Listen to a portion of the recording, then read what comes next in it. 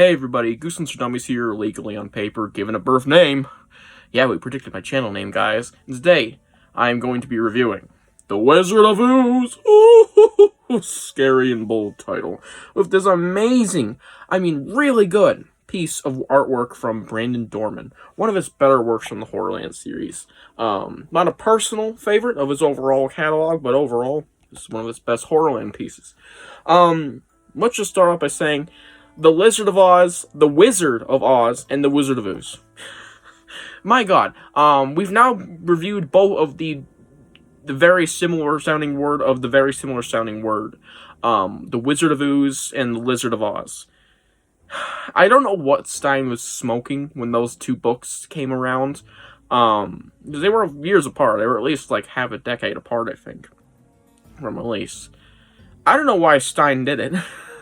But that's the way it turned out. I guess Stine really wanted to make Wizard of Ooze, Oz. I'm fucking getting confused as I'm speaking. References for two books. I don't know why. But here we are reviewing the other of the Wizard of Oz titled books. So yeah, let's talk about it. And now for the blurb. This is a very limited edition. I actually kind of like that tagline. Marco was a die-hard fan of the Ooze, just like I am for Goosebumps.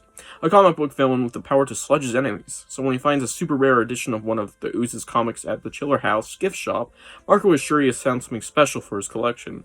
Outside of Horrorland, there are a few other people interested in the comic book. The kinds of people you don't want to mess with. Like a muscular monster of a man dressed as the Ooze.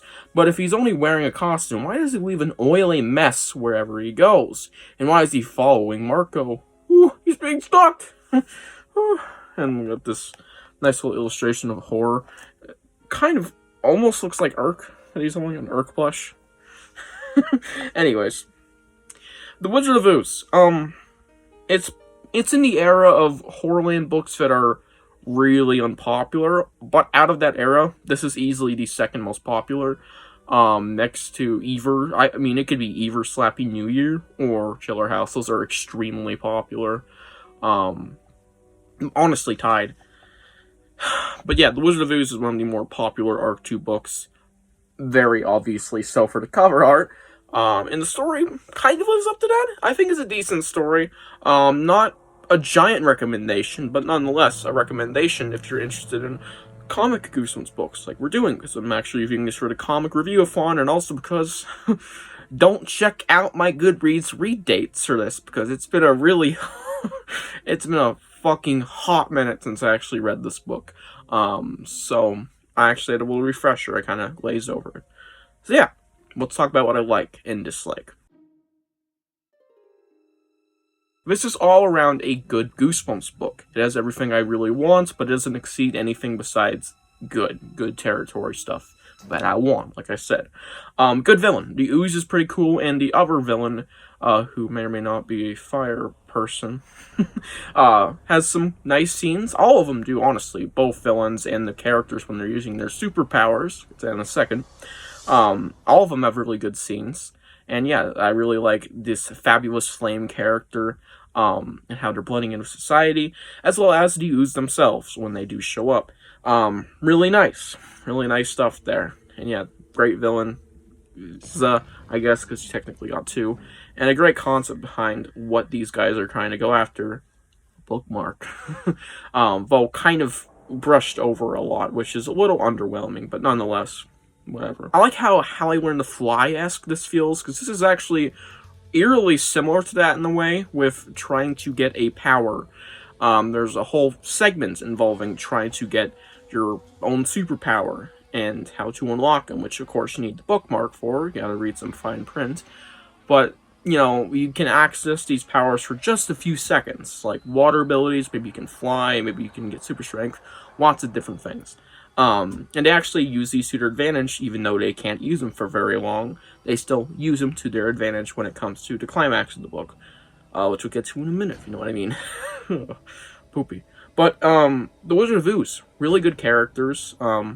Maybe a little too much glazing. They're fine characters. The main character and Fabulous Flame are the best ones here. Decent villains. Overall, the story is solid. The Horrorland segment does not do anything bad, but it doesn't do anything great. It's kind of mid in a way.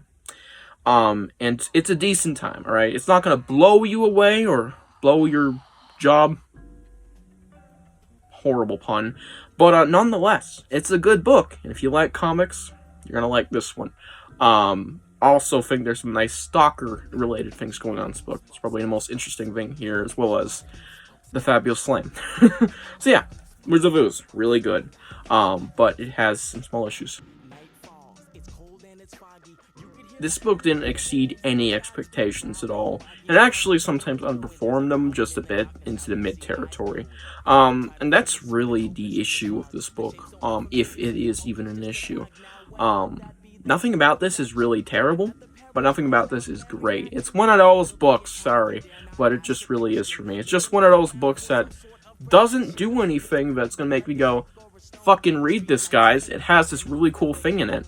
The coolest thing I could say is about the Fabulous Flame, and, you know, it's obviously an R.Q. Horrorland book. If you're into that setup with the Horrorland stuff, maybe it'll be interesting to check that out. You might like what happens in the Horrorland intro, which I wasn't a big fan of. It was kind of bland, involved snake and tug-of-war. It's fun. It's fine in a lot of regards. I still think it's a really decent book, but it's about average, actually. It kind of rounds out to average with the mid, kinda above average things, but not exceeding, obviously, a Fabulous Flame and some story moments. It just kind of rounds out. So the main mid things, sorry, are the Horrorland segment, I'd say. It's nothing special. It's actually bland. I wish the scare or ride attraction, whatever it was in there, was more creative and cool. It was not. Well, I like the name Winner Take All. That's a horror name. It's kind of goofy. We got shit like that in all of the R2 books. It's really funny.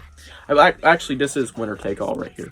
So, but that's good, and the climax is mid. It doesn't do anything bad, and I like how they use these powers to defeat them with how little they actually can use of them, which obviously gives them a great disadvantage, but it's still like, okay. It doesn't blow you away or anything. And the bookmark thing kind of comes out of left field. So, this isn't going to blow anything away, alright? It's just a good read. Good reads. Not sponsored. But it's a good read. Just not an amazing read, sadly.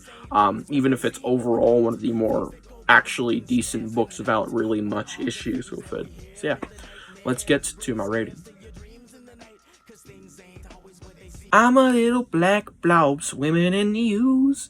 I've got special powers, come and swim with me. 8 out of 10. Yeah, it's good. Not amazing. Nothing bad. It's just one of those books where it sounds like it might be mid, but it's just average. It's really just an average book. I believe my most average Goosebumps rating is the 7.5 to 8.5 territory. I have at least 50 books, just an 8 out of 10 category alone. Not 8.5, not 7.5, just 8 out of 10. So yeah, little teaser for my Giga Goosebumps ranking. Can't say that second word. But yeah, if you guys enjoyed this book review, and tell me what you think about the Wizard of Ooze down below. I'll see you guys in the next one.